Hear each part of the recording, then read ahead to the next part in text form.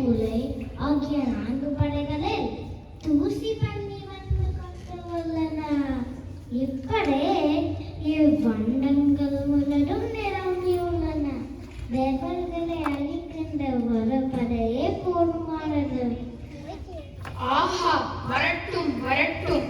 அதனுடன் நாம் சிறைப்பிடித்துள்ள தேவர் படையையும் அழைத்து வாருங்கள்.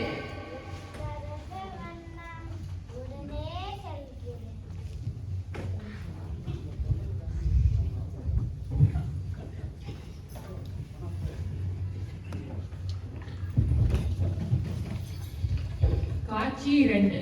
முருகன் வாசனை. தேவர்கள் முருகன்.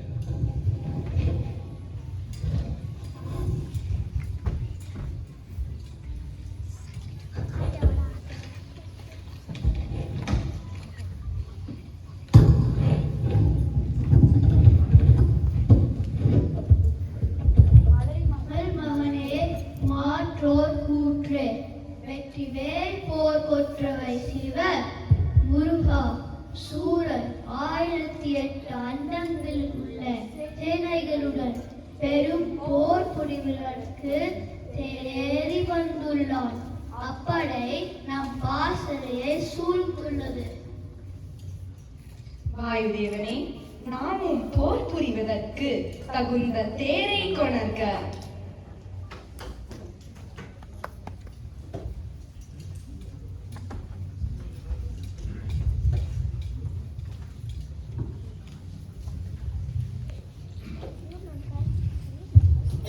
காட்சி 3.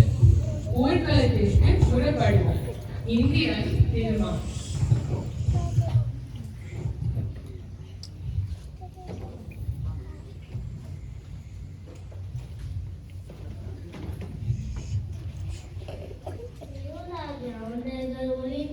விடிந்து ஒளிவரும் தேவர்களது கொடிய சிறைக்கு சுமப்பெறுவதும் நீண்ட காலமாய் நமக்கு உரித்தான பல பெரும் கல்வாழ்வை நிலந்திருக்கும் நமது துன்பத்துக்கு உயிர் காண்பதும் நன்மை மிகுவதில்லையோ. காலம் தத்துவமாகியும் காலத்தை கடந்து நிற்பவராயும் படைத்தல் காத்தல் அழித்தல் மறைத்தல் அருளல் ஆகிய 5 உரியவராயும் கண்களை கடந்தவராகியும் அருள் திருமேனியை உடையவராயும் நிலம் நீர் தீ காற்று ஆகார் என்ற 5 பூதங்களா ஆன உலகமாயும் என்றும் உள்ளவராயும் மும்மூர்த்திகள் என்று சொல்லப்படும் 4 திருமாலாகிய நான் ஒரு திறன் முதலேனோ தோன்றி நின்றோடுவதற்கு காரணமாகிய வள்ளல் பரமசிவனே, திருவிளையாடல் செய்யும் பொருட்டு 6 முகங்களை உடைய அறுமுக சிவனாக வந்துள்ளார்.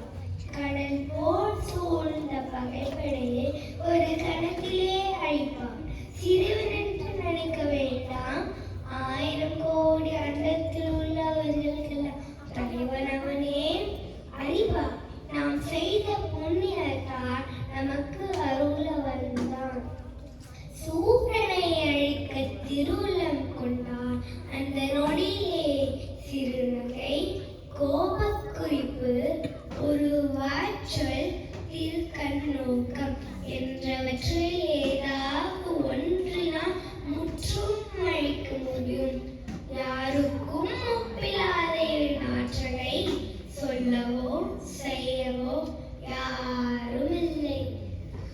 சிறு பாலனாக தோன்றும் குமரன் அசுரப்படை அனைத்தையும் கனப்பொழுதில் அழித்து ஒழித்த பின் கை கொண்ட வேற்படையார் சூரனது ஆற்றலையும் அடக்கி ஆண்டு அருள்வார். இது உண்மை.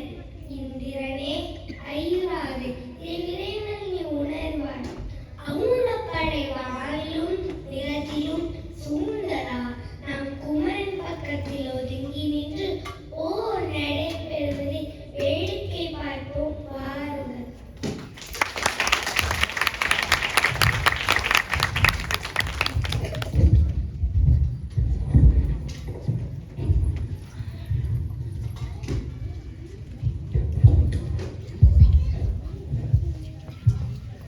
தொடங்கிற்று.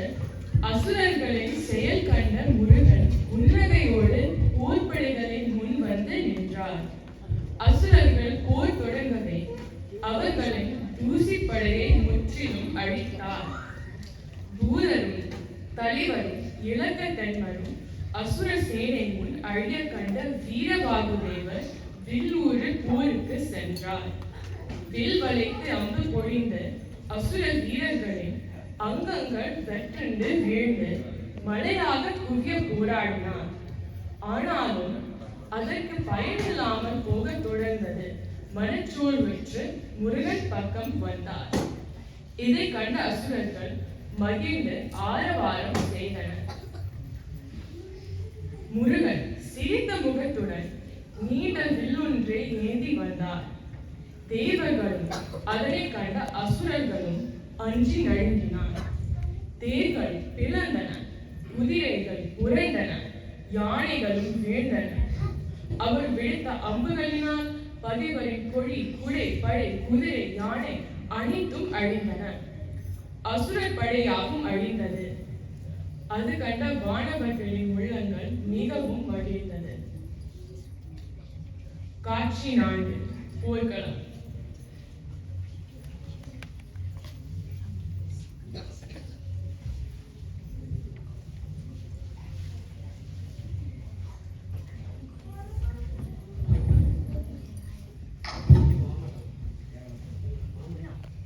இவன் சிறு பிள்ளை, எந்த படையும் கொண்டிலன்.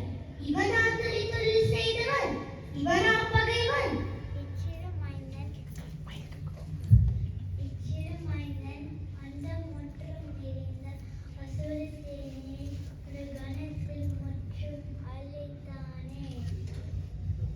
ஆய்வை நிறுத்துவோம். நம் அசுரன் சூரன் வந்து அவர்கள் போர் தொடங்கும் முன் நாமே தொடங்கி முடிப்போம்.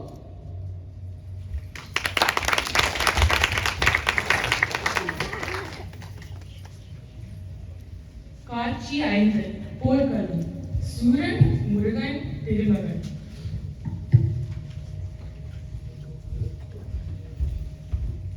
நம் பெரும்படை அழித்த பகைவனை தேவர்களோடு ஒருங்கே நானே முடிப்பேன். பாலகனே, உன் தந்தை சிவன் தந்த வரத்தினால் நான் இறப்பதில்லை. எவரும் மறந்து என்னை எதிர்ப்பாரும் இல்லை. தேவர் பலரும் பயந்து ஓடினர். நீ இதனை அறிவாயில்லை போலும். இதுவே எனது மாண்பாகும். எனக்கு அடிமையாக இருந்து மனம் வருந்தி நான் சொல்வதை செய்யும் நிலை கேட்ட தேவர் சொல்லை உண்மை என்று எண்ணி வந்த சிறு பிள்ளை நீ. உதை புலி சேற்றில் கால் புதைந்த யானை கன்று போலும் நிலைமையானது.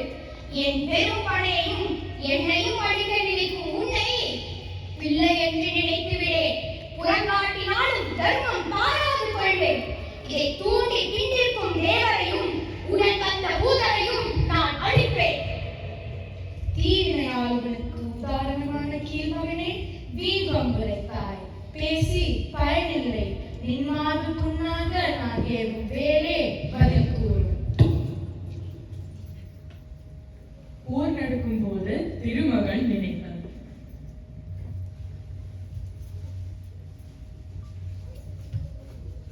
முருகப்பெருமானும் சூரபன்மனும் ஒத்த வீரராக உள்ளனரே.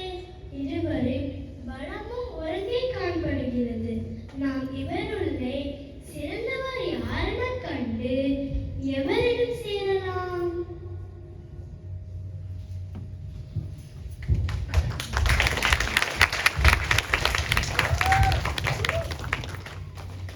போர் நடக்கும் போது அசுரர் படை முற்றிலும் அழிந்தது. அதை கண்ட சூரன் பயந்தவாறு போர்க்களத்தை விட்டு சென்றார். காட்சி 6. சூரனின் அரண்மனை. சூரன், சூரனின் தாய்மாரி.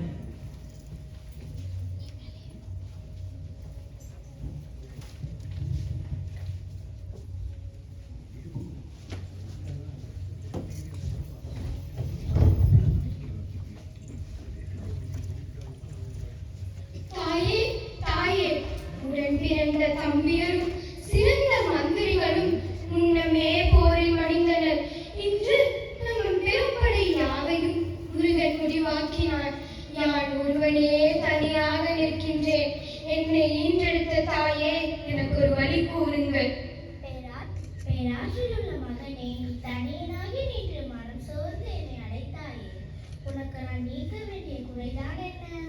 நடந்த போரிலே யாவரும் ஆண்டனர். நானே எஞ்சினேன். அவர்கள் மீண்டும் வர எனக்கு ஒரு வழி கூறுங்கள். பன்னிருகருக்குள்ள பிரானை சிறு பாலகன் என்று என்று உரைத்தவை. விரைவில் அவரது வேற்படையால் இறுதியாவாய். உண்மை உணர்ந்து கொள். உயிரிழக்க வேண்டிய விதியின் வழியில் மதிமயங்கி நிற்கிறார். யான் கூறும் புத்தி வழி உறுதியென உணர்ந்து கொண்டார். விதியை வெல்வார் யார்? உன் விதியும் அதுவேயாம். இக்கூற்றை நீ ஏற்றுக்கொள்ளப் போவதில்லை. தாயின் கடமையாக ஒரு வழி கூறுகிறேன். நீ நெஞ்சம் மகிழுமாறு இறந்தவர் மீள வேண்டுமானால் கடலில் ஒரு புறத்தில் நலமணமுள்ள அமுத சீதாமுதல்வன் பெயருள்ள ஒரு மலை உள்ளது. அதை நீ இங்கு கொண்டு வந்தால் உனது எண்ணம் கைகூடும். நன்றி தாயே.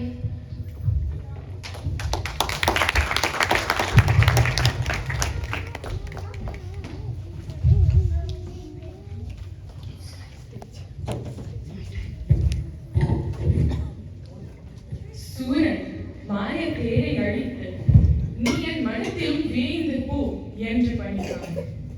புறக்கடலின் பக்கத்தில் இறந்தார்க்கு மீது முறை தரும் அமுது அடங்கிய மந்திர மலையை எடுத்து கொண்டு வா.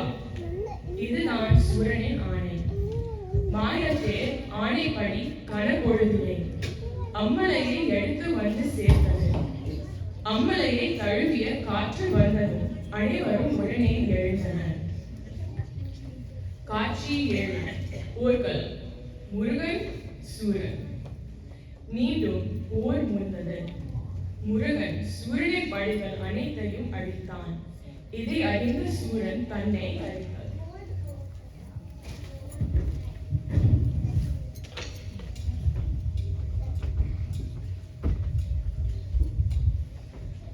மயில் மீது திரிந்து கொண்டிருக்கும் இவனை சிறு பிள்ளை என்று அந்நாளில் மெத்தனமாக இருந்தேன். இன்று காணும் பெருமையை அன்று காணாத நாள் தற்கேடனாயினேன். தூதுவனாக வந்த வீரவாகு வேல் கையில் கொண்ட பெருமானே சிவபெருமான் என எடுத்து கூறினார். அதை ஏற்காது இகழ்ந்தேன் அன்று. இன்று உண்மை கண்டேன். நமக்கு வரமளித்த சிவபெருமானே முருகர் என மெய்யுணர்ந்து குன்றம் வெறித்து குமரனோடு போர் செய்து அவனை வெல்ல வெல்வேன். அதற்கு முன்பு இதற்கு காரணமான தேவரை நான் கொன்று என் பசியை சிறிது கழிப்பேன்.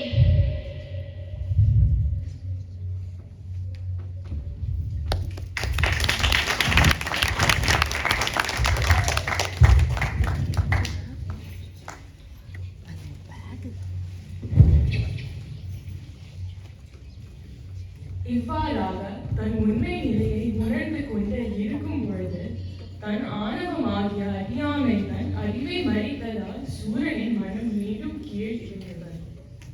உறுதி மேற்கொண்ட சூரன் மாய செய்தற்குரிய மந்திரத்தை சொல்லி மண்ணும் விண்ணும் எங்கும் கதிரவனை ஒளி இழக்க செய்து அந்த இருளில் மறைந்திருந்தான். பாற்கடலில் ஆழகால நன்று கலந்தது போலவே இருளெங்கும் நிறைந்திருந்ததை கண்ட தேவர்கள் இது சூரனின் சூழ்ச்சி என்பதை உணர்ந்து முருகனிடம் தஞ்சமடைய சென்றார். காட்சி 8. முருகன் பாசறை. தேவர்கள்.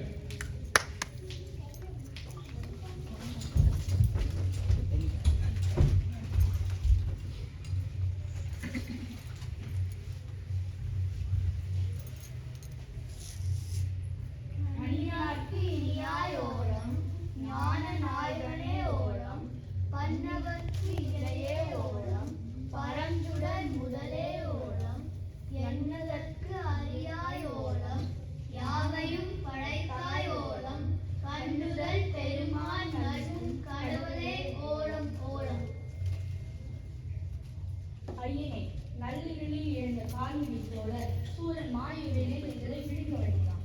தப்பியோடு வழி இல்லாது இருக்கும் என்று காக்க வேண்டியது. அப்படியே ஆகட்டும். அதனால் சிறிதும் தாமதிக்காமல் அவனை கொன்று எங்களுக்கு வாழ்வு குறிப்பீர்களாக. அவ்வாறே ஆகுக.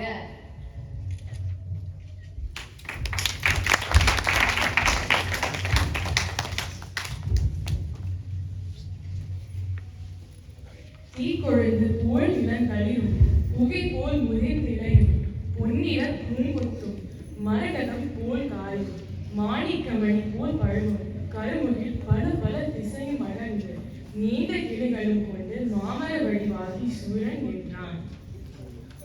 காட்சி 9. போர்க்களம்.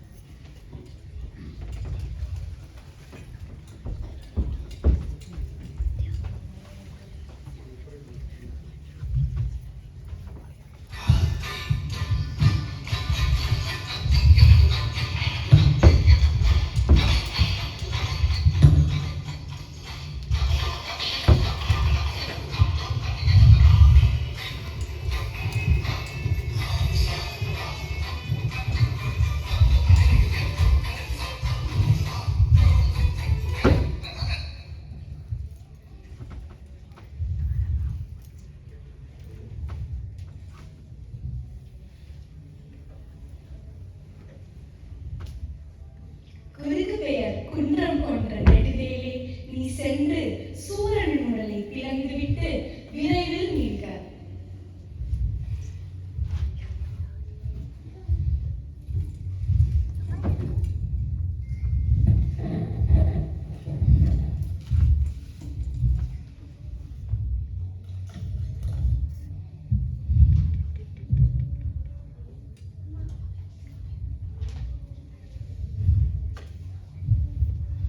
போர்முகத்தில் வேல் நீண்ட பின் சிவன் அருள் வரத்தால் இறப்பு இல்லாதவனாய் பெருமானை சேரும் பேருடைய சூரபத்மன் ஓய்ந்து பிளந்த எழுக்கூறுடன் தனி சேவல் மனிதன உருவாயமைய சினம் கொண்டு முருகனை குறித்து போர் புரியும் கருத்தொடு அறை ஊதி ஆர்த்து வந்தான்.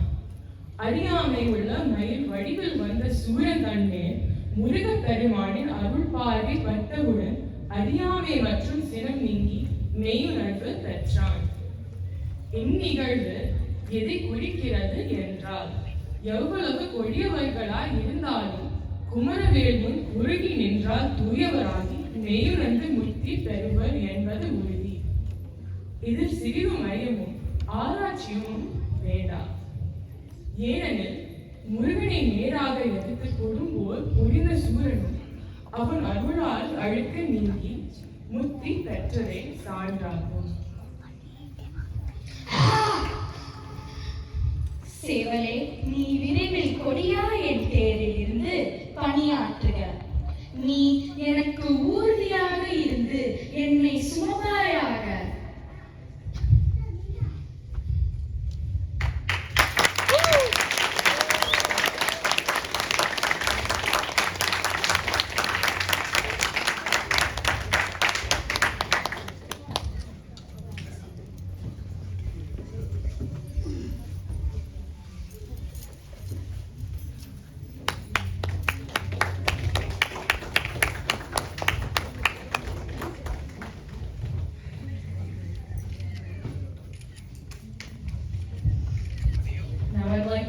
Just give a small translation in English of what we performed today. And the other half becomes the peacock or lion. Even after this transformation into the form of a peacock, Surapadman, still full of ignorance, Ariyame, and anger, Sinam, rushes forward with the intention of fighting Murugan again. The moment Lord Murugan's graceful glance, Arur Parve, falls upon the peacock form of Surapadman, the demon is instantly relieved of his ignorance and anger and attains true wisdom, or Mayunarva. This event confirms the absolute truth. No matter how wicked a person may be, if they submit to Murugan, they will become pure, Turiyavan, realize the truth, and attain salvation, or Mukti. There should be no doubt or argument about this, using the case of Surapadman, who fought a fierce war directly against Murugan, as the ultimate proof that Murugan's grace removes all impurities and grants liberation. Thank you all for watching.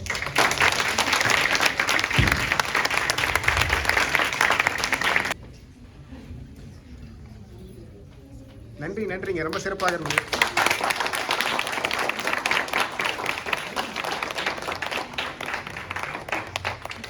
here.